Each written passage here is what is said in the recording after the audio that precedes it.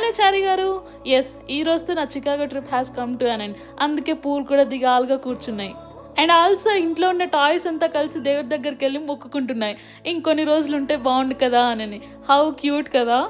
ఇంకో పక్క one last time అన్నట్లు మా మామయ్య వాళ్ళు చికెన్లు మటన్లు వాసనతో కుమ్మి పడేస్తున్నారు. అండ్ ఇంకో పక్క ఈ రిటర్న్ గిఫ్ట్స్ ప్లాన్స్ నడుస్తున్నాయి అనమాట. అందరూ చూడండి ఏముంటుందని ఎంత ఎక్సైటెడ్గా ఓపెన్ చేస్తున్నారో. నేను కూడా వాళ్ళతో పాటు కూర్చొని నాది కూడా ఓపెన్ చేసుకుంటూ కూర్చున్నాను. And it was the gift card.